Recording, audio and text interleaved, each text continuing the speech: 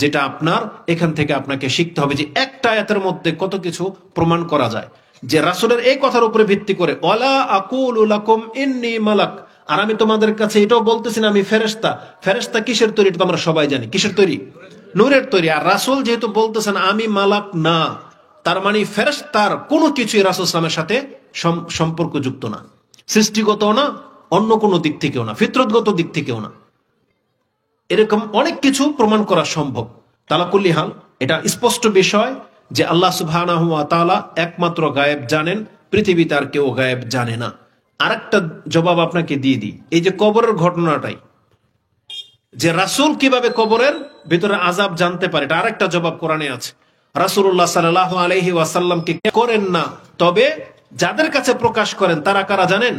আল্লাহর রাসূল বলতেছেন ইল্লা, ওই ব্যক্তির কাছে প্রকাশ করেন মানির তাদামির রাসূলিন, আল্লাহ কেবল তার রাসূলদের মধ্য থেকে যাকে যতটা জানানোর প্রয়োজন বোধ করেন, আল্লাহ তার গায়েবের কথা ততটা শুধু কাকে জানান? রাসূলদেরকে জানান। এই কথাটা আজকে এখান থেকে ভুলবেন না। আল্লাহ বলতেছেন আল্লাহর পরে আল্লাহ যদি কাউকে গায়েবের খবর জানান, কারা তারা? রাসূল। মানির তাদামির রাসূল, আল্লাহ কেবল তার রাসূলদের মধ্য থেকে, তাও যতটা আল্লাহ পছন্দ করে ততটা আল্লাহ জানান।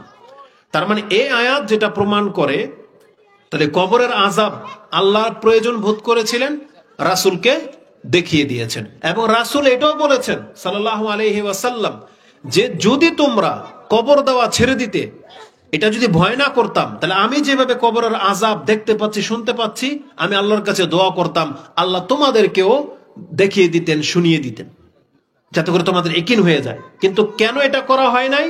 কারণ তোমরা যদি কবরের শাস্তি দেখতে পেতে, তাহলে কিয়ামত পর্যন্ত তোমরা কোনো মানুষকে কবরের ভিতরে দিতে না। এটা হচ্ছে একটা হিকমা, এজন্য আমাদেরকে দেখতে দেওয়া হয় নাই। কিন্তু এটা আমাদের নবীর মর্যাদা, তার শান, এটা হচ্ছে তার মুজিজা, এটা আমাদেরকে মানতে হবে। এই আয়াতের ভিত্তিতে যেহেতু আল্লাহ তাকে ওহী করে জানিয়েছেন বিদায়, তিনি কবরের ভিতরে কি হচ্ছেন এটা তিনি জানতে পেরেছেন। এটা হচ্ছে একটা দিক। দ্বিতীয় দিক হলো, যেই ব্যক্তিরা বলে যে আল্লাহর ওলিরা গায়েব জানে, তার মানে সে যেন পরোক্ষভাবে তার ওলিকে, তার পীরকে সে যেন রাসূল দাবি করলো। আপনি কি কথা বোঝেন? আপনার দিকে তাকান, কথা বোঝেন? কিসের ভিত্তিতে আমি বললাম? কারণ আল্লাহ বলেছেন আমি যদি কাউকে গায়েবের খবর দেই, কাকে দেই বলেন? রাসূলকে দেই। তাহলে কেউ যদি বলে যে আমার পীর গায়েব জানে, তার মানে ও নিজেকে বা ওর পীরকে কি দাবি করলো? রাসূল দাবি করলো। কিন্তু সাহস তো পায় না। একজন মুশরিক যদি এসে আপনার কাছে বলে যে আমার পীর রাসূল, আপনি মানবেন? তাহলে পিড়েই মেরে ফেলবেন। এই জন্য এই কথা বলতে সাহস পায় না, কিন্তু বলে আল্লাহর ওলি। আল্লাহর ওলি আমার পীর গায়েব জানে, আল্লাহর কাছ থেকে সে গায়েব জানে। অথচ আল্লাহ কোরআনে বলতেছেন এটা শুধু রাসূলদের গুণ, আমি শুধু রাসূলদেরকে জানাই। নবী রাসূল যারা, আল্লাহ তাদেরকে গায়েব জানান, অন্য কারো কাছে আল্লাহ গায়েবের কথা প্রকাশ করেন না। এটা কোরআন অস্বীকার করতেছে। এই পয়েন্টটা যদি আপনার জানা থাকে, কি ফায়দা? আপনি মুশরিক হওয়া থেকে বেঁচে যাইবেন। এটা হচ্ছে অন্তরের একটা রোগ। অতএব আপনি অন্তরকে ক্লিয়ার করে নেন যে আল্লাহ ছাড়া কেউ গায়েব জানে না। আর যখন রাসূল সাল্লাল্লাহু আলাইহি ওয়াসাল্লামের বিষয়টা আমি আপনার কাছে স্পষ্ট করে দিলাম যে রাসূল সাল্লাল্লাহু আলাইহি ওয়াসাল্লামও গায়েব জানে না, তখন আপনার মেমোরিতে এই কথাটা থাকলে যে কোনো ব্যক্তি এসে কোনো পীর সম্পর্কে, কোনো পাগলা, কোনো বাবা সম্পর্কে যদি বলে যে সে গায়েব বলতে পারে, তৎক্ষণাৎ যেন আপনি ওকে নিন্দা করতে পারেন যে যেখানে আমাদের রাসূল গায়েব জানে না, আর তার উম্মতের ল্যাংটা কিভাবে গায়েব জানে, যাতে করে আপনি প্রোটেক্ট করতে পারেন। এজন্য এই বিষয়টা জানাটা অত্যন্ত জরুরি। তো শিরক হলো অন্তরের একটা বিশ্বাস যে আল্লাহ ছাড়া অন্য কেউ গায়েব জানে। এটা হচ্ছে একটা শিরকি বিশ্বাস। আপনাকে শিরকি বিশ্বাস থেকে মুক্ত হতে হবে, এটা কোরআনের দাবি। দ্বিতীয়ত আসেন, অন্তরে কি কি রোগ হয়, শিরকের কিভাবে মানুষ পতিত হয়। তার একটা হলো আল্লাহ ছাড়া দুনিয়ার কোন সৃষ্টি লাভ বা ক্ষতির মালিক না। জেনে নেন, আপনাকে ক্ষতি করা বা উপকার করার ক্ষমতা এটা একমাত্র কার কাছে আছে? আল্লাহ সুবহানাহু ওয়া তাআলার কাছে আছে। এই কথাটা কেন আপনাকে জানতে হবে জানেন? আমরা এমনিতেই পয়েন্টগুলো সাজাই নাই। আজকে মুসলিমরা মসজিদে যে আসেন, আপনি কি মসজিদে ঢুকতে ভয় পান? মসজিদের সামনে দিয়ে হেঁটে গেলে আপনার ভয় লাগে, কিন্তু মাজারের সামনে দিয়ে গেলে আপনাকে ভয় দেখানো হয়েছে, তাই ভয় লাগে। আপনাকে কি করা হয়েছে? ভয় দেখানো হয়েছে। এই জন্য দেখবেন ওই যে একটা লাল পতাকা ঝুলিয়ে দেওয়া হয়েছে, কেন? যাতে করে আপনাকে এটা ইঙ্গিত দিল মাজার কিন্তু গরম, বলছে বিপজ্জনক। বোঝেন? ট্রেন থেমে যায়, বাস গাড়ি স্লো হয়ে যায়, তার মানে অপপ্রচার চালানো হয়েছে। আপনাকে কিভাবে ভয় দেখানো হয়েছে? আপনি মসজিদ থেকে নামাজের পরে কিভাবে বেরোন? স্বাভাবিকভাবে বেরোন নাকি উল্টো হয়ে বেরোন? স্বাভাবিকভাবে বের হন। কেন? কারণ আপনাকে এটা কেউ বলে নাই যে মসজিদ থেকে উল্টো হয়ে বের হইতে হবে, নাহলে বেয়াদবি হবে। কেউ বলেছে? বলে নাই। কিন্তু মাজারওয়ালারা তারা তাদের ভক্তকে এভাবে ভয় দেখায়, যেখানে বাবা আল্লাহর ওলি শুয়ে আছে তুমি উল্টা হয়ে নামবা, এটা কত বড় বেয়াদবি। তাহলে এই যে যারা ভক্ত, কারণ সে তো এমনি ক্ষতিগ্রস্ত, সে তো গিয়েছে তার একটা মান্যত পুরা করতে, সে গিয়েছে তার একটা ঘাটতি পুরা করতে, তার ওই সমস্যাটা দূর করতে। এখানে গিয়ে যদি আরো সমস্যা তৈরি হয়, এই জন্য সে ভয় পায়। বোঝেন? এই জন্য যা বলা হয় তা মেনে চলে, জুতা হাতে নিয়ে নেয়, উল্টা হয়ে নামে, সেখানে গেলে কোনো সুর সার করে না, মোমবাতি দিতে বললে মোমবাতি দেয়, আগরবাতি দিতে বললে আগরবাতি দেয়, মানে যা যা করতে বলবে তা তা করে। কেন? যাতে বেয়াদবি হয়ে না যায়।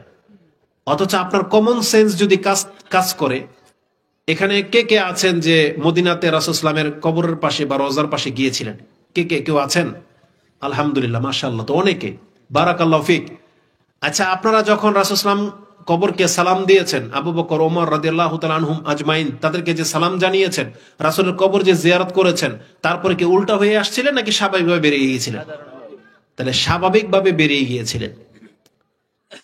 তারপর আরেকটা লজিক দেখাই, এটা হচ্ছে মিম্বর।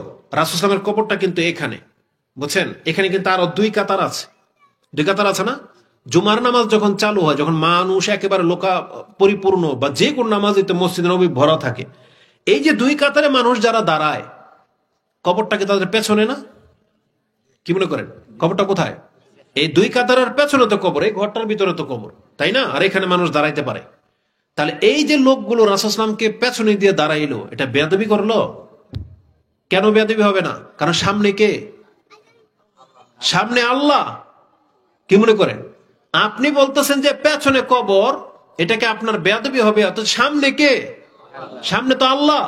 কারণ রাসূলুল্লাহ সাল্লাল্লাহু আলাইহি ওয়াসাল্লাম বলেছেন, যখন কেউ আল্লাহু আকবার বলে তাকবীর দিয়ে নামাজে দাঁড়ায় যায়, ফা ইন্না রাব্বাহু বাইনাহু ওয়া বাইনা কিবলাতি, যেই ব্যক্তি আল্লাহু আকবার বলে দিয়ে নামাজে দাঁড়িয়ে যায়, তার রব কিবলা আর তার সামনে উপস্থিত থাকেন। এটা বুখারীর হাদিস বললাম আপনাকে আমি, বুখারী মুসলিমে আছে, যে হাদিসে আছে না, নামাজ অবস্থায় কে যেন সামনের দিকে থুতু না ফেলে। কেন? কারণ আল্লাহ তার সামনে থাকে, সেই জন্য। তো রাসূলুল্লাহ সাল্লাল্লাহু আলাইহি ওয়াসাল্লামের সামনে যখন সাহাবা একরামরা নামাজ পড়তে আসতো, জিয়ারত করতে আসতো, রাসূল সাল্লাল্লাহু আলাইহি সাল্লাম তো মদিনাতে বসা থাকতেন না?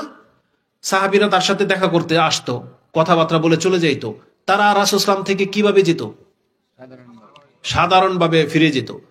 বরং অনেক সময় এমন হয়েছে, একজন ব্যক্তি প্রশ্ন করেছে, চলে যাচ্ছে, রাসূল বলে ওকে ডেকে আনো, ওকে ডাকা হোক। আবার ডেকে আনা হয়েছে, কোনো ওহী নাজিল হয়েছে বা কোনো কিছু, আবার ডাকা হয়েছে। তাহলে এই যে ব্যক্তি যদি উল্টা হয়ে যেত, তো রাসূল সাল্লাল্লাহু আলাইহি ওয়াসাল্লাম কি সে দেখতে পেত? অন্যদের কিন্তু ডাকানোর কি দরকার ছিল? তো এইভাবে অনেকগুলো যুক্তি আপনাকে দেখানো যেতে পারে, কিন্তু যাদের অন্তরের ভিতরে রোগ লেগে গেছে, তারা এটাকে বেয়াদবি মনে করে, তারা মাজারকে ভয় পায়, কারণ ওই যে তাদেরকে মিথ্যা প্রচার করা হয়েছে। আসলে এটাকে আপনি কিভাবে দূর করবেন? কোরআনে আল্লাহ সুবহানাহু ওয়া তাআলা আমাদেরকে ইঙ্গিত দিয়েছেন যে কিভাবে আপনার অন্তরটা এই ভয় থেকে মুক্ত হবে। জেনে নেন, আল্লাহ বলেছেন, আল্লাহ ছাড়া কেউ আপনার কোনো ক্ষতি করার ক্ষমতা রাখে না, কেউ ক্ষমতা রাখে না। যদি আপনি আল্লাহর প্রতি বিশ্বাসী হন, আপনি এই কথাগুলো মেনে চলবেন। কি? একটা আয়াত নিয়ে নেন। কোরআনে আল্লাহ সুবহানাহু ওয়া তাআলা বলেছেন যে, কুল ইন্নী লা আমলিকু লাকুম দাররান ওয়ালা রাশাদা, যেটা সূরা জিনের মধ্যে পেয়ে যাবেন, যে রাসূল বলতেছেন যে আমি তোমাদের লাভ বা ক্ষতির মালিক নই। মানে কেউ যদি মনে করে যে মুহাম্মদ সাল্লাল্লাহু আলাইহি সাল্লাম কাউকে লাভ করিয়ে দিবেন বা কাউকে ক্ষতি করে দিবেন, বেয়াদবি করলে রাসূল বলতেছেন, হে নবী আপনি বলে দেন, মানে আল্লাহ তাকে দিয়ে আপনার আকীদাটাকে ক্লিয়ার করাচ্ছেন, যে হে নবী আপনি জীবদ্দশায় থাকতে কথা বলে যান আপনার জাতিকে যে আপনি কতটুকু ক্ষমতা রাখেন। তখন রাসূল বলেছেন, কুল ইন্নী লা আমলিকু লাকুম দাররান ওয়ালা রাশাদা, আমি তোমাদের ক্ষতি করারও মালিক না, আমি তোমার কোনো উপকার করারও মালিক না। এটা রাসূলুল্লাহ সাল্লাল্লাহু আলাইহি ওয়াসাল্লাম তিনি বলে গেছেন। তাহলে আর কার উদাহরণ দেব আপনাকে, যেখানে আমাদের নবী মুহাম্মদুর রাসূলুল্লাহ সাল্লাল্লাহু আলাইহি ওয়াসাল্লাম নিজে এটা স্বীকার করতেছেন যে আমি তোমার লাভ ক্ষতির মালিক না। তাহলে আপনার এই লাভ ক্ষতির মালিক আপনার এই বাবা, এই আল্লাহর ওলির নামে যাকে শুইয়ে রেখেছেন, সে কিভাবে হয়ে গেল? কিসের ভিত্তিতে? আপনার আকীদাটাকে ঠিক করেন। আসুন কোরআনে আল্লাহ সুবহানাহু ওয়া তাআলা আমাদের নবী মুহাম্মদ সাল্লাল্লাহু আলাইহি ওয়াসাল্লামকে আল্লাহ কিভাবে দিক নির্দেশনা দিয়েছেন। সূরা ইউনূস 10 নম্বর সূরার 106 এবং 107 নম্বর আয়াতটি আপনি পড়েন। তাতে আল্লাহ সুবহানাহু ওয়া তাআলা বলেছেন, ওয়ালা তাদউ মা আল্লাহি, আপনি খবরদার আল্লাহর সাথে আর কাউকে ডাকবেন না। ওয়ালা তাদউ মিন দুনিল্লাহি মা লা ইয়ানফাউকা ওয়ালা ইয়াদুররুক ফাইন ফালতা ফাইন্নাকা ইযান মিনাজ জালিমিন। আল্লাহ বলেছেন, হে নবী, ওয়ালা তাদউ মিন দুনিল্লাহ, আল্লাহ ছাড়া আর কাউকে আপনি ডাকবেন না কখনো উপকারার্থে। কেন? মা লা ইয়ানফাউক, যে আপনার কোনো উপকার করতে পারবে না, আর ওয়ালা ইয়াদুররুক, আপনার কোনো ক্ষতিও করতে পারবে না। কিন্তু এটা জানানোর পরেও যদি আপনি এই কাজটা করেন, যে বিপদে পড়লে কাউকে উদ্ধারের জন্য ডাকেন, বা কেউ আপনার ক্ষতি করে দিবে সেই জন্য তার কাছে ধর্ণা ধরতে যান, এই আয়াত নাজিল করে দেওয়ার পরেও আল্লাহ সুবহানাহু ওয়া তাআলা বলতেছেন যে তাহলে কি হবে? ফাইন ফালতা ফাইন্নাকা ইযান মিনাজ জালিমিন, তাহলে আপনি হয়ে যাবেন অনেক বড় একটা জালেম। তার মানে সবচেয়ে বড় মুশরিক। কারণ শিরক হচ্ছে জুলুম, আর যারা শিরক করে তারা কি? জালেম, সবচেয়ে বড় জালেম। এটা আল্লাহ নিষেধ করে দিয়েছেন যে আল্লাহ ছাড়া আর কাউকে খবরদার ডাকবেন না, মানে কারো কাছে ধন্য ধরতে যাবেন না। তারপর রাসূলুল্লাহ সাল্লাল্লাহু আলাইহি ওয়াসাল্লামকে কারণ বলে দেওয়া হয়েছে যে কেন। আল্লাহ বলেছেন, ওয়াইয়ামসাসকাল্লাহু বিদুররিন ফালা কাশিফা লাহু ইল্লা হু, আল্লাহ যদি আপনাকে কোনো বিপদ দিয়ে পাকড়াও করে, তাহলে আপনার সেই বিপদকে দূর করে দিবে পৃথিবীর এমন কোনো শক্তি নাই। ওয়া ইউরিদুকা বিখাইরিন ফালা রাদ্দা বিফাদলি, আর আল্লাহ আপনাকে যে অনুগ্রহ করতে চান, পৃথিবীর কোনো ব্যক্তির ক্ষমতা নাই যে আপনার উপর থেকে অনুগ্রহটাকে কেউ ঠেকিয়ে রাখতে পারে। এইভাবে আল্লাহ সুবহানাহু ওয়া তাআলা আমাদেরকে শিক্ষা দিয়েছেন। আল্লাহ বলেছেন, ইউসিবু বিহি মান ইয়াশাউ মিন ইবাদিহি ওয়া হুয়াল গফুরুর রহিম, আল্লাহ যাকে চান তার বান্দাদেরকে ততটা দিয়ে পাকড়াও করে থাকেন এবং তিনি ক্ষমাশীল এবং দয়াবান। গফুরুর রহিম, এটা হচ্ছে আল্লাহ সুবহানাহু ওয়া তাআলার গুণ। তাহলে এই আয়াতগুলো দিয়ে আমি আপনাকে যেটা দেখাতে চেয়েছি যে আল্লাহ সুবহানাহু ওয়া তাআলা হচ্ছে লাভ এবং ক্ষতির মালিক, অন্য কেউ আপনার লাভ ক্ষতির মালিক নয়। আব্দুল্লাহ ইবনে আব্বাস রাদিয়াল্লাহু তাআলা আনহুমাকে রাসূলুল্লাহ সাল্লাল্লাহু আলাইহি ওয়াসাল্লাম ছোটবেলাতেই শিক্ষা দিতেন। এই যে 5-10 বছরের বাচ্চাদেরকে শিখাতে হবে আল্লাহর পরিচয়, ওর অন্তরে ঢোকাতে হবে যে তুমি সবসময় আল্লাহর ভরসা করে চলবে, কাউকে ভয় পাইবা না। আল্লাহ যদি তোমাকে হেফাজত করতে চায়, পৃথিবীর কোনো ক্ষমতা নাই যে তোমাকে ক্ষতি করবে। এই বাচ্চাকে শিক্ষা দিতে হবে, ওর অন্তরের ভিতরে দিয়ে দেন, ইনশাআল্লাহ তাওহীদের উপরে বড় হবে। কিন্তু বাচ্চাকে যদি ছোটবেলা থেকে বিভিন্ন কিছুর ভয় দেখান, ভূত প্রেতের ভয় দেখান, এটা অন্তরে গেঁথে যাবে, ও কিন্তু মুশরিক হয়ে যাবে। ও শেষ পর্যন্ত অন্ধকারে গেলে ওই জাহিলিয়াতের লোকদের মতো ওই জিনদের কাছে আশ্রয় চেয়ে ফেলবে। এটা মস্ত বড় অপরাধ। এজন্য আমাদের অন্তরের মধ্যে সবসময় আল্লাহর ভয়টা জাগিয়ে রাখতে বলা হয়েছে। আব্দুল্লাহ ইবনে আব্বাস, তার মাত্র বয়স 6 থেকে 7 বা 5 থেকে 6, তাকে একদিন বলতেছেন, ইয়া গোলাম ইন্নী উআল্লিমুকা কালিমাত ইহফাজিল্লাহা ইয়াহফাজুক ইহফাজিল্লাহা তাজিদুহু তুজাহা, তুমি আল্লাহকে হেফাজত করো, আল্লাহ তোমাকে হেফাজত করবে। তুমি আল্লাহকে হেফাজত করো, যে কোনো বিপদে যে কোনো প্রয়োজনে তুমি আল্লাহকে তোমার সামনে পাবে। এইভাবে একটা বাচ্চাকে উপদেশ দেওয়া হয়েছে। তারপরে বলেছেন, তুমি একটা কথা জেনে রাখো, পুরো পৃথিবীর সৃষ্টি যদি তোমার কোনো ক্ষতি করার ইচ্ছা করে, তারা সবাই মিলে তোমার অতটুকু ক্ষতি ছাড়া এর বেশি করতে পারবে না যতটুকু আল্লাহ তোমার তকদিরে লিখে রেখেছেন। আবার সবাই মিলে যদি তোমাকে কোনো উপকারও করতে চায়, ততটুকুই করতে পারবে, ইল্লা কাতাবাল্লাহু আলাইকা, যতটুকু তোমার জন্য আল্লাহ লিখে রেখেছেন। এইভাবে শিক্ষা দেওয়া হয়েছে একটাই 5-6 বছরের বাচ্চাকে, যেটা আমরা করি না। আমরা ওদেরকে ভয় দেখাই, আমরা বিভিন্ন আশ্রয় নিতে শিখাই, এটা মোটেও কাম্য নয়। একটা তাওহীদবাদী অবশ্যই তার সন্তানকে তাওহীদের শিক্ষা দেবে, আল্লাহর উপরে ভরসা করে চলতে শিখাবে, আল্লাহ সুবহানাহু ওয়া তাআলার কাছে চাইতে শিখাবে। সব সময় যেন ও মুওয়াহহিদ থাকে, ও যেন আল্লাহ ছাড়া ওর মাথাকে যেন অন্য কোনো ব্যক্তির সামনে না ঝুঁকায়। এইভাবে ওদেরকে বড় করতে হবে। তো আল্লাহ সুবহানাহু ওয়া তাআলা আমাদেরকে জানিয়ে দিয়েছেন যে আল্লাহ ছাড়া কেউ তোমার কোনো ক্ষতি করতে পারে না। কোরআনের আরেকটা আয়াতে আল্লাহ সুবহানাহু ওয়া তাআলা বলতেছেন, যারা আল্লাহ সুবহানাহু ওয়া তাআলাকে ছেড়ে অন্যকে ডাকে, তাদের হাকিকত আল্লাহ তুলে ধরেছেন যে কিভাবে আপনি এই বিপদের এই চিন্তা থেকে বাঁচবেন, এই শিরিক থেকে কিভাবে বাঁচবেন।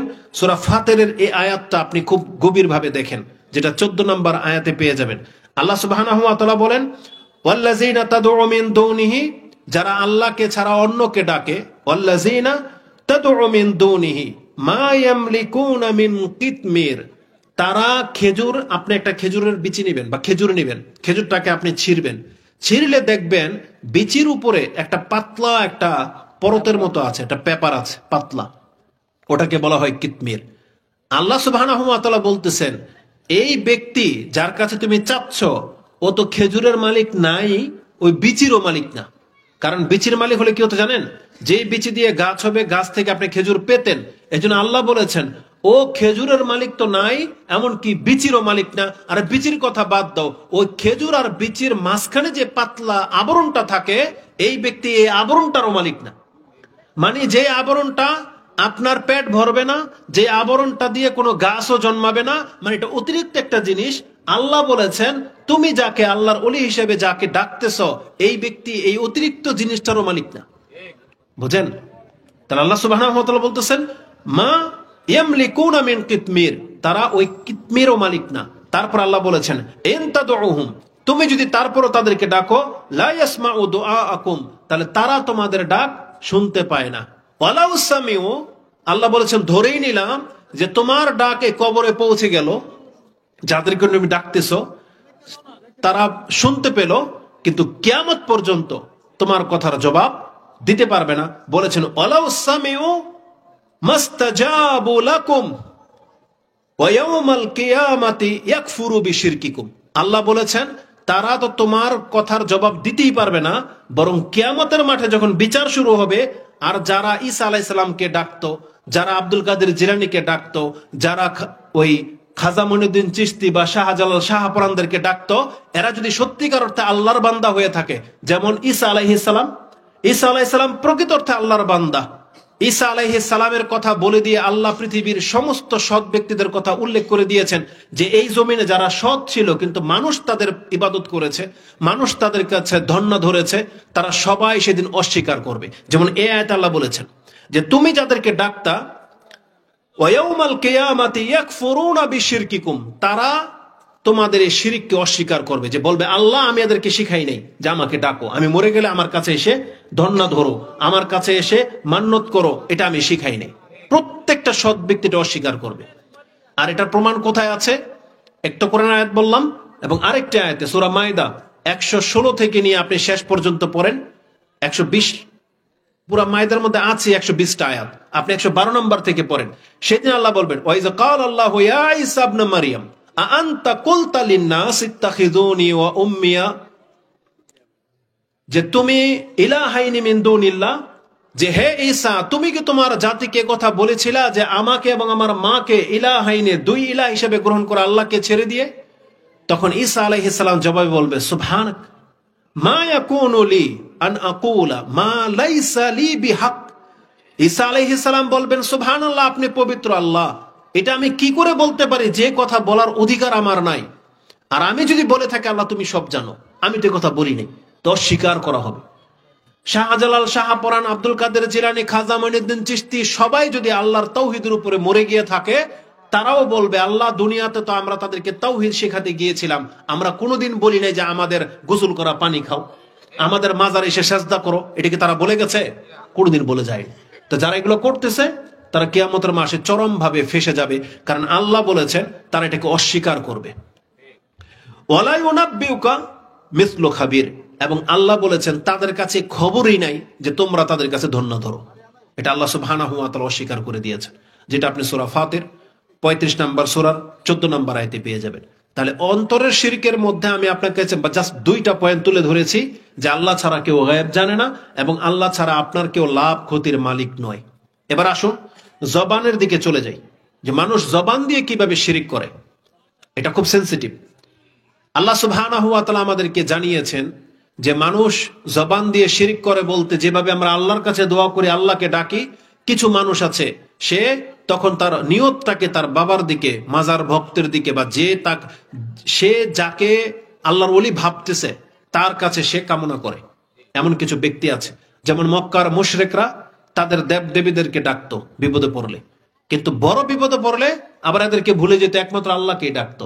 কিন্তু এমনি সাধারণ অবস্থায়, যেমন ধরেন হিন্দুরা দেখবেন ওদের ফিল্মগুলোতে, ওদের ওই অনুষ্ঠানগুলোতে ওরা বলে রাম রাম বা কি যেন বলে, হরে কৃষ্ণ, আরো কি কি যেন বলে, এবং মুসলিমদের উপরে চড়া হয়েছে কি একটা বাক্য নিয়ে যেন এটাকে বলতে বাধ্য করে, জয় শ্রীরাম, মানে শ্রীরামটাকে জয়, এটাকে প্রতিষ্ঠিত করার জন্য ওরা এটা বাক্য বলে, এটা ধর্মীয় টার্ম। আল্লাহ সুবহানাহু ওয়া তাআলা বলতেছেন এগুলো হচ্ছে জবানের শিরক। যদি কোনো মুসলিম এমনটা করে, ওরা তো কাফের, যেহেতু ওরা আল্লাহকে মানে না, ওরা ওই ব্যক্তি বস্তুকে রব বানিয়ে নিয়েছে, ওরা হচ্ছে কাফের। ওরা কিন্তু মক্কার মুশরিকদের মতো না, কিন্তু মক্কার মুশরিকরা পুতুল পূজা করতো একটা ভিন্ন রিজন, ভিন্ন একটা কারণে, কিন্তু ওরা প্রকৃত অর্থে আল্লাহকে বিশ্বাস করত, আল্লাহকে সবচেয়ে বড় মাবুদ মানত, আর এগুলোকে আল্লাহ সুবহানাহু ওয়া তাআলার কাছে জারিয়া হিসাবে পেশ করত। যেমন ধরেন আপনি সমুদ্রের মধ্যে বিচরণ করবেন, শিপের মধ্যে কিন্তু আপনি সরাসরি উঠতে পারেন না, কারণ শিপ তো কিনারে আসে না, শিপ পর্যন্ত যেতে হলে কি লাগে, ডিঙ্গি নৌকা লাগে, তাই না? এরা মনে করতো আল্লাহর কাছে পৌঁছতে হলে আমাদেরকে ডিঙ্গি নৌকা লাগবে, এই আল্লাহর ওলিদেরকে লাগবে, না হলে আমরা আল্লাহর পর্যন্ত পৌঁছতে পারতাম না। এদের জবাব আছে কোরআনে। কোরআনে আল্লাহ সুবহানাহু ওয়া তাআলা জানিয়েছেন, যেটা আপনি সূরা জুমার 39 নম্বর সূরার 2-3 নম্বর আয়াতে পেয়ে যাবেন। আল্লাহ সুবহানাহু ওয়া তাআলা বলেছেন যে আল্লাহকে খালেস ভাবে মানতে হবে। যেমন তানজিলুল কিতাবি মিনাল্লাহিল আজিজিল হাকিম, ইন্না আনজালনা ইলাইকাল কিতাবা মিনহু আয়াত, ইন্না আনজালনা ইলাইকাল কিতাবা বিল হক ফাবুদিল্লাহ মুখলিসাল্লাহুদ্দিন আলা লিল্লাহিদ্দিনুল খালিস। 3 নম্বর আয়াতটা দেখেন, আল্লাহ বলেছেন আলা লিল্লাহিদ্দিনুল খালিস। আল্লাহ বলেছিলেন যে আল্লাহর জন্য তোমার সব কিছুকে খালেস করে দাও। ওয়াল্লাযিনা ইত্তাখাযু মিন দুনিহি আউলিয়া মা না'বুদুহুম ইল্লা লিয়ুকাররিবুনা ইলাল্লাহি যুলফা। দেখেন মুশরিকরা কি বলতো, ওরা বলতো আমরা আমাদের এই দেব দেবীদেরকে স্থাপন করেছি, এদের ইবাদত করি এই জন্য যে এরা আমাদেরকে আল্লাহ পর্যন্ত পৌঁছে দেবে। বুঝেন, কে বলেছে যে মক্কার লোকের আল্লাহকে চিনতো না? কিন্তু ওরা আল্লাহকে ওই যে বড় কিস্তির মতো মনে করতো, যেখান পর্যন্ত যেতে হলে আমাকে ছোট কিস্তি হয়ে যেতে হবে, এমনটা মনে করতো, সিঁড়ি মনে করতো, মাধ্যম মনে করতো। যেমন আজকে আমাদের সমাজের পীরের ভক্ত যারা, তারা তাদের পীরকে এই সিঁড়ি মনে করে।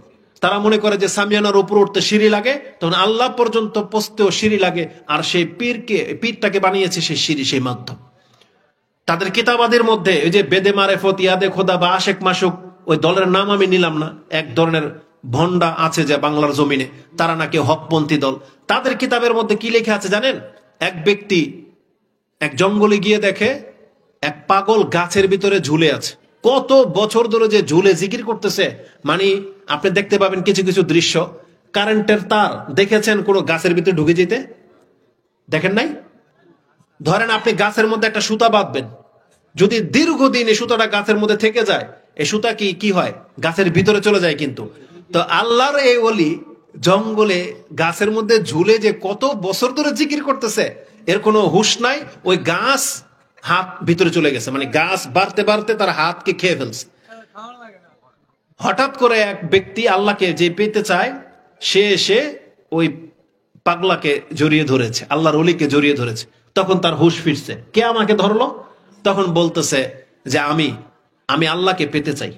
তখন বলতেছে আমি একার পক্ষে সম্ভব না, আরেক পাগলা আছে। কোথায়? বলতে 2 পাহাড়ের মাঝখানে, এরও লাগবে। তো বলছে একেও নিয়ে আসতে হবে। তো একেও নিয়ে আসছে। এখন এই 2 পীর তার 2 হাতে ধরছে, ধরে উপর দিকে ছুঁড়ে মারছে। বুঝছেন? উপর দিকে ছুঁড়ে মারার পরে প্রথম বলে যে পাগলা তুই এখন কই? তো বলছে আমি এখন প্রথম আকাশে। কিছুক্ষণ পর আবার বলতেছে পাগলা তুই এখন কই? তো বলছে আমি এখন 6ষ্ঠ আকাশে। তৃতীয়বার যখন বলছে পাগলা তুই এখন কই? বলতেছে আমি এখন 7 আকাশ ভেদ করে একবারে লৌহে মাহফুজের এখানে। চতুর্থবার ডাকে পাগলার এখন জবাব দেয় না। তার মানে কি পাগলা এখন আল্লাহর সাথে নাকি একবারে হুলুল হয়ে গেছে। বুঝেন? আস্তাগফিরুল্লাহ ওয়া আতুবু ইলাইহি। আরে এটা আপনাদের দেশের সবচেয়ে বড় ইসলামিক দলের কিতাবের মধ্যে লেখা আছে এইসব কথা। বুঝেন? তার মানে আল্লাহ পর্যন্ত পৌঁছতে নাকি এরকম 2 জন পীর লাগে। এই পাগলাকে আল্লাহ পর্যন্ত ঢিলে দিয়ে মেরে দিছে। কি মনে করেন আপনি? সুবহানাল্লাহ। আরে এ তো আল্লাহ সুবহানাহু ওয়া তাআলার চাইতে বেশি পাওয়ারফুল প্রমাণ করলো। নাউজুবিল্লাহি মিন যালিক। বলেন তো কিভাবে? কারণ মুহাম্মদুর রাসূলুল্লাহ সাল্লাল্লাহু আলাইহি ওয়াসাল্লামকে আল্লাহ পর্যন্ত নেওয়ার জন্য আল্লাহ কি ব্যবহার করেছেন? জিবরিল আলাইহিস সালামকে ব্যবহার করেছেন, বোরাক ব্যবহার করেছেন, এবং বিদ্যুতের গতিতে তাকে নিয়ে যাওয়া হয়েছে। জিবরিল আলাইহিস সালাম মুহাম্মদ সাল্লাল্লাহু আলাইহি সাল্লামকে নিতে জিবরিল আলাইহিস সালামকে ব্যবহার করা হয়েছে।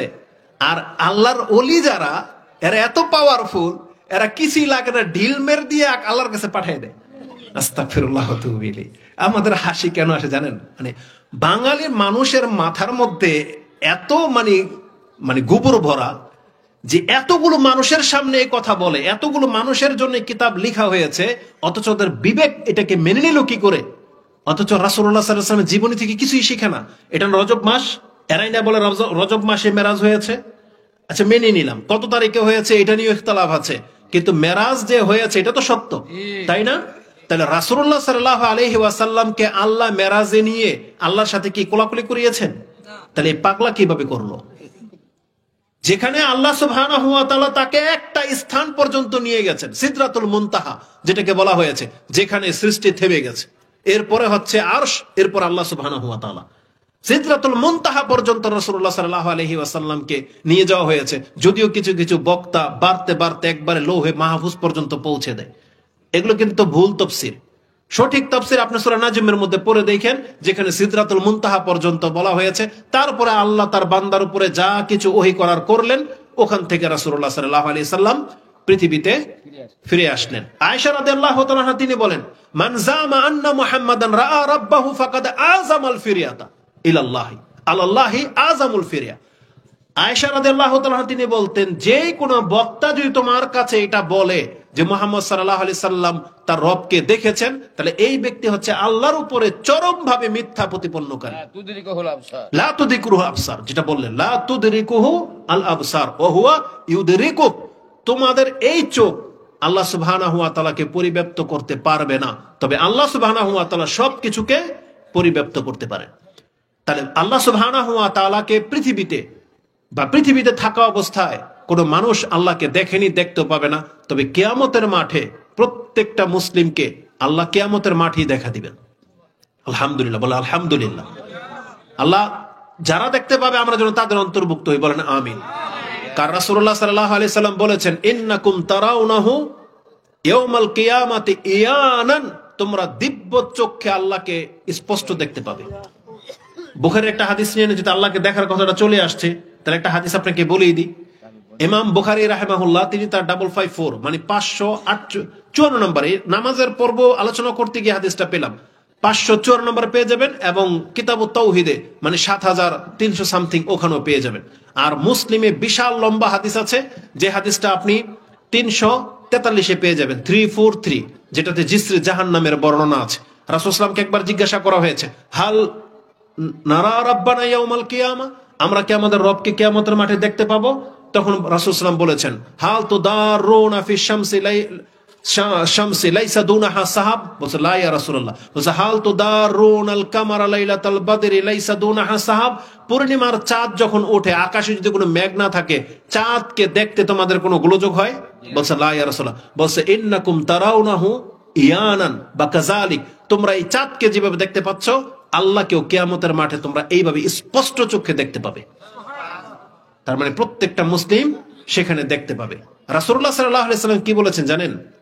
যেই ব্যক্তি তার রবকে কিয়ামতের মাঠে দেখতে চায়, তাহলে তার জন্য লাজিম দুইটা কাজ করতেই হবে। তার একটা হচ্ছে ফজরের সালাত এবং আসরের সালাত।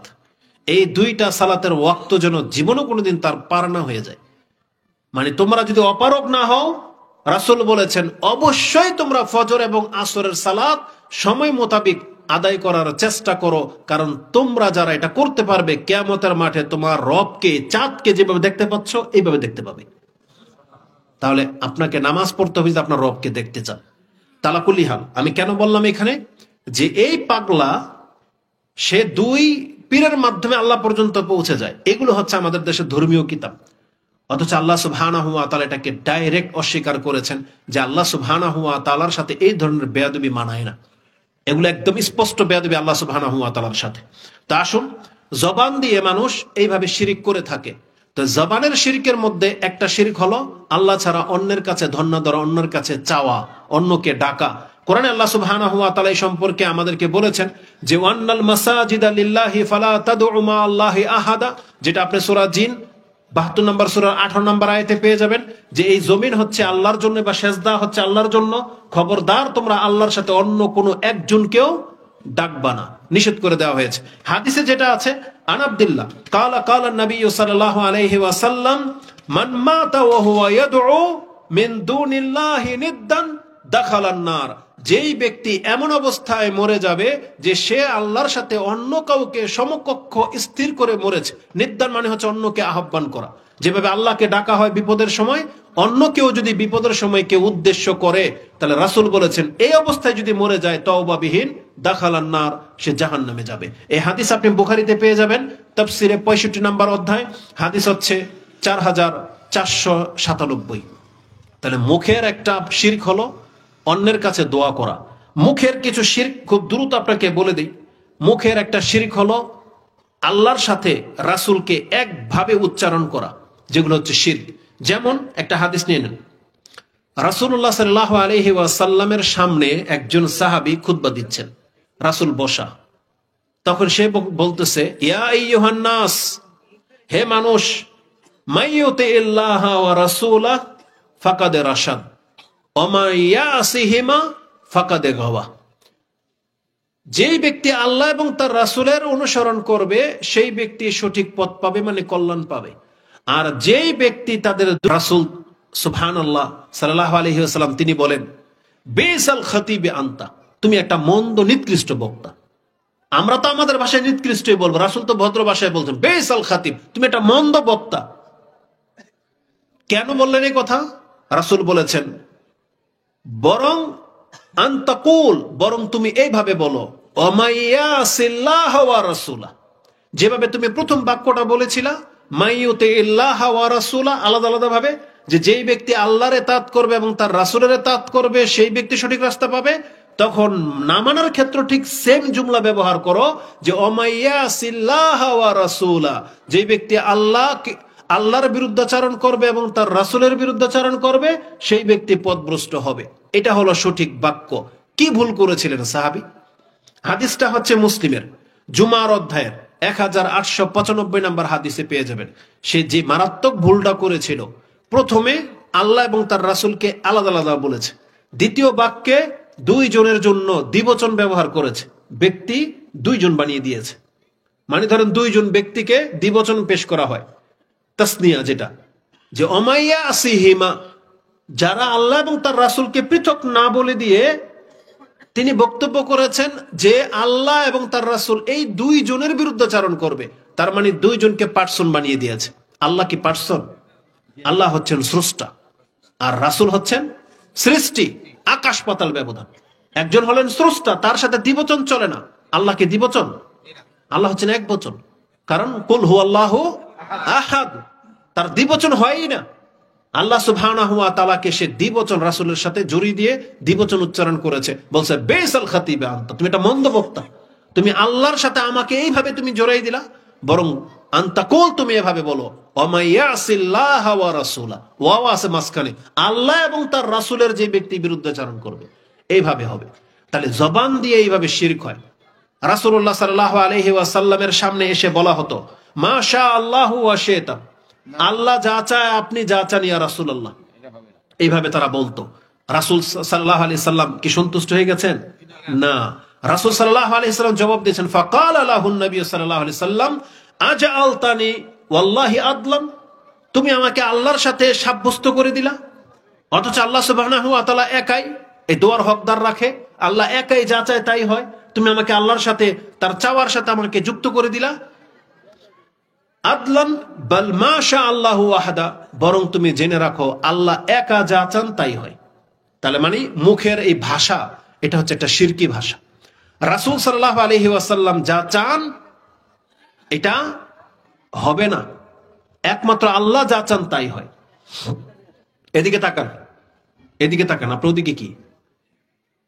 আল্লাহ সুবহানাহু ওয়া তাআলা যা চান তাই যে হয়, এটা প্রমাণ রাসূলুল্লাহ সাল্লাল্লাহু আলাইহি ওয়াসাল্লামের চাচা রাসূল কি চান নাই যে তার চাচা হেদায়েত পেয়ে যাক?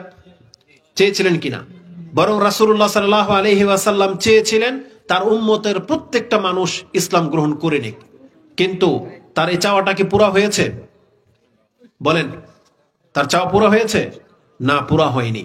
তার চাচাকে তিনি হেদায়েত করতে পারেননি, বরং আল্লাহ সুবহানাহু ওয়া তাআলা কোরআনের আয়াত নাজিল করে দিয়েছেন, যেটা আপনি সূরা কাসাসে পেয়ে যাবেন, যে আল্লাহ বলেছেন ইন্নাকা লা তাহদি মান আহবাবতা ওয়ালাকিন্নাল্লাহা ইয়াহদি মাইয়াশা।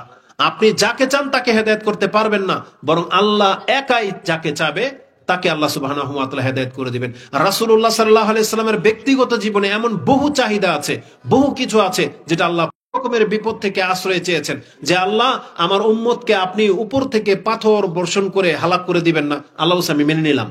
বলেছেন দুর্ভিক্ষ দিয়ে ধ্বংস করবেন না, আল্লাহ বলছেন মেনে নিলাম। বলছেন আপনি আমার উম্মতকে সমূলে পাপের কারণে ডুবিয়ে মেরে দিবেন না, আল্লাহ বলছেন আমি মেনে নিলাম। বলছে তাহলে আমার উম্মত যেন একে অপরের সাথে দ্বন্দ্ব লেগে চলে আসছে, যদিও ব্যাপারগুলো খুব সেন্সিটিভ। আরেকটা বাক্য হচ্ছে, আমি প্রায় সময় অটোতে উঠলে পাশের যখন দেখবেন কোনো মুরব্বী ওঠে বা এমনিতে দেখেছি হাক ডাক দে, কি বলে? আল্লাহ রাসূল। শুনেছেন এই শব্দ? আপনাদের অঞ্চলে কি প্রচলিত আছে এরকম কিছু? মুরব্বীদেরকে দেখবেন বলবে যে আল্লাহ রাসূল। আরে মানে কি? ইয়া রাসূলুল্লাহ তো বলে, আবার বলে আল্লাহ রাসূল। দেখেন এই দুই বাক্য শেখ যেটা বললেন, যে অনেকে আছে ইয়া রাসূলুল্লাহ বলে, বিপদে পড়লে ইয়া রাসূলুল্লাহ। আমি এরকম শুনেছি। অটোতে বসেছি, এক ব্যক্তি, কারণ আমরা তো কম দামি মানুষ, বোঝেন না, অটো দিয়ে পাবলিক অনেক সময় মানে প্যাসেঞ্জারে চলি। এক ব্যক্তি উঠছে, বলতেছি ইয়া রাসূলুল্লাহ। তা আমি বললাম যে আপনাকে তো এটা এইভাবে বলা ঠিক হয় নাই, আপনি এখানে বিসমিল্লাহ বলতে হইতো, বিসমিল্লাহ বলে উঠতে হইতো না। তো বলতেছে যে কেন? আল্লাহ নিজেই তো বলছে রাসূলের জিকির করতে। তাই বলছে কোথায় আছে? আল্লাহ বলছে না যে ওয়ারাফানা লাকা যিকরাক, যে আমি আপনার জিকিরকে সুউচ্চ করেছি। তাই বললাম দেখেন, জিকির আর রাসূলকে স্মরণ করা দুই জিনিস। স্মরণ করতে হবে কাকে? আল্লাহকে। আর রাসূলের উপরে কি করতে হবে? দুরূদ পড়তে হবে, বেশি বেশি দুরূদ পড়তে হবে। রাসূল বলছে সাল্লু আলাই, আমার উপরে সালাত পাঠ করো। ফা ইন্না সালাতাকুম তাবলুগুনি হাইসু কুনতুম, যেখান থেকে তোমরা আমাকে সালাম দাও তোমাদের সালাম আমার পর্যন্ত পৌঁছে যায়। রাসূল বলেছেন ইন্না লিল্লাহি মালাইকাতুন সাইয়াহিন ইউবাল্লিগুনি উম্মতি সালাম, কিছু ফেরেশতাকে আল্লাহ নিযুক্ত করে রেখেছেন এই কাজের জন্য, যে আমার উম্মতের যে কোনো ব্যক্তি, পুরুষ হোক মহিলা হোক, খাটে হোক কিচেন রুমে হোক, যে কোনো জায়গা থেকে আমার উপর যদি সালাম পাঠ করে, আমার ওই নিযুক্ত ফেরেশতাগুলো তারা সেই সালামকে আমার পর্যন্ত নিয়ে আসে। কি মনে করেন? তাহলে আপনি এটা বলেন, তখন সে বলতেছে কি জানেন? সুবহানাল্লাহ, মানে কত অদ্ভুত যে তাদের চিন্তাধারা। আমি বললাম যে রাসূলের প্রতি সালাত সালাম পরে এটা হচ্ছে তার জন্য দোয়া, এটা তার জন্য আপনি দোয়া করলেন, আর আপনি দোয়া করলে আপনি আল্লাহর পক্ষ থেকে 10 বার প্রাপ্ত হবেন। সে আমার উপর গরম হয়ে গেছে যে আপনি বলেন কি? আমি দোয়া করব রাসূলকে ক্ষমা করার জন্য, সে কি আমার দোয়ার মুখাপেক্ষী? মানে আমি ক্ষমা চাইবো রাসূলের জন্য, এটা কি হইতে পারে? আর যিনি শাফাত না করলে আমি মুক্তি পাবো না, আমি কি করে তার জন্য দোয়া করব? বুঝেন? তার মানে আমাদের এই জাতিকে হুজুররা যেমন শিক্ষা দিয়েছে তেমন, বুঝেন? আমি ওর দিকে যেতে চাচ্ছি না, তা আমার নিজের কান শুনেছে তারা এটা বলে ইয়া রাসূলুল্লাহ, বলে আল্লাহ এবং রাসূল। এই কথাটা বলে দিয়ে 1 মিনিট লাগবে, আমি শেষ করে দেব। বলেন তো দেখি, আরবিতে যে ব্যক্তি বলল ইয়া রাসূলুল্লাহ, ডাক দিল ইয়া রাসূলুল্লাহ, সে কাকে ডাকলো? আল্লাহর রাসূলকে। যেমন আপনি বললেন হে রিকশাওয়ালা, কাকে ডাকলেন? রিকশাকে নাকি রিকশার দায়িত্বশীলকে? দায়িত্বশীলকে ডেকেছেন। মুরগিওয়ালা। তাহলে আপনি যখন বলেছেন রাসূলুল্লাহ, মানে আল্লাহর রাসূলকে ডেকেছেন, আপনি আল্লাহকে ডাকিনি নাই। আর যখন বলবেন আল্লাহর রাসূল, তো আপনি কয়জনকে ডাকলেন? 2 জনকে ডাকলেন। আল্লাহকেও ডাকলেন, রাসূলকেও ডাকলেন। কিন্তু আল্লাহ আমাদেরকে কোরআনে কি বলেছেন? ওয়ান্নাল মাসাজিদা লিল্লাহ ফালা তাদউ মা আল্লাহি আহাদা। এই আহাদ শব্দটা তো জানেন, একটু আগে এটা বললেন কুল হুয়াল্লাহু আহাদ। কুল হুয়াল্লাহু আহাদ মানে আল্লাহ 2 জন, একজন। তার মানে আরেকজন কেউ অংশ পাবে? পাবে না। তো আল্লাহ বলছেন আল্লাহকে ডাকার জন্য আর আল্লাহর সাথে আর কাউকে ডাকা যাবে না। এগুলো হচ্ছে জবানের শিরক। আপনি বিষয়টা হালকা ভাবে নিয়েন না। এইভাবে বললে আপনার আমল বরবাদ হয়ে যেতে পারে। কারণ যদিও আমাদের সালাফগণ বলেছেন এটা ছোট শিরকের অন্তর্ভুক্ত, কারণ আপনি ওইভাবে মিন করেন নাই, কিন্তু আপনার এই বাক্য ভুল থাকার কারণে এগুলো সব ছোট শিরক। আর ছোট শিরক হচ্ছে বড় বড় কাবিরা গুনার চাইতে বড়। আপনি কিন্তু চরম ভাবে ফেসে যাবেন। এই জন্য আপনাকে আমাকে ভয় করতে হবে। তারপরে শিরকের কিছু ধরন ছিল তাবিজ নিয়ে, তারপরে ছিল মান্নত নিয়ে, কসম নিয়ে, সেগুলো ইনশাআল্লাহুল আজিজ অন্য কোনো সময় পেশ করা যাবে। আমি শুধু এতটুকু আপনাকে দেখাতে চেয়েছিলাম, যারা এই ধরনের শিরিক থেকে মুক্ত থাকবেন, আপনার জন্য আল্লাহ কি করেছেন জানেন? আপনারা জেনেন আমরা সবাই পাপী, কিন্তু আমরা যতগুলো পাপী এখানে বসা, যদি আপনার জীবন আপনি শিরিক না করে থাকেন, আর যদি করে থাকেন তওবা করে নেন, আগামীতে যদি না করেন, যদি শিরকের মতো একটা পাপ থেকে যদি আপনি বেঁচে থাকেন, আপনার কত শত পাপ, আল্লাহ এগুলোকে ক্ষমা করার জন্য যে কি ব্যবস্থা করে রেখেছেন আমি চেয়েছিলাম সেটা দেখাতে, কিন্তু সময় হলো না। দুনিয়ার মধ্যে একটা হলো 40 জন ব্যক্তি যদি আপনার জানাজার নামাজে দাঁড়ায়, যারা শিরিক করে নাই আল্লাহর সাথে, এমন 40 জন ব্যক্তি দোয়া করলে আপনাকে আল্লাহ মাফ করে দিবেন। প্রত্যেক সোমবার বৃহস্পতিবার দিন আপনাকে মাফ করা হয় যদি শিরিক না করা ব্যক্তি হন আপনি। এবং কিয়ামতের মাঠে রাসূলুল্লাহ সাল্লাল্লাহু আলাইহি ওয়াসাল্লাম একটা হাদিস আপনাকে বলেছিলাম, যেটা ইমাম বুখারী এবং মুসলিম কোট করেছেন। বুখারীতে হাদিসটি, মুসলিমে হাদিসটি আপনি 379 নম্বরে পেয়ে যাবেন। রাসূল বলেছেন, প্রত্যেকটা নবীকে আল্লাহ বিশেষ দোয়া করার অনুমতি দিয়েছেন। লিকুল্লি নবিয়্যিন দাওয়াতুন মুস্তাজাবাতুন, সব নবীরই তাড়াহুড়া করে ফেলেছে দুনিয়ায়, আমি আমার দোয়াটা রেখে নিয়েছি, যেটা আমি কিয়ামতের মাঠে আমার উম্মতের শাফাতের ক্ষেত্রে ব্যবহার করব। আর ওই দোয়াতে কে অংশ পাবে? রাসূল বলেছেন, ফাহিয়া নাইলাতুন, ইনশাআল্লাহ, ইনশাআল্লাহ এই দোয়ার অংশ পাবে ওই প্রত্যেক ব্যক্তি আমার উম্মতের যারা মরে গেছে, লা ইউশরিকু বিল্লাহি শাইআন, যারা আল্লাহর সাথে শিরিক করে নাই। শিরিক বিহীন যদি আপনি মারা যান, যত পাপ নিয়ে আপনি মরেন না কেন, আপনাকে আল্লাহ দুনিয়া তো অনেকভাবে মাফ করার ব্যবস্থা করেছেন, কিয়ামতের মাঠে আপনি আপনার নবীর শাফাতের মাধ্যমেও ক্ষমা পেয়ে যাবেন, যদি শিরিক থেকে আপনি মুক্ত থাকা ব্যক্তি হতে পারেন। আল্লাহ তুমি আমাকে এবং আমাদের মুসলিম ভাইদেরকে শিরিক থেকে তুমি বাঁচার তৌফিক দান করো। কি ভাব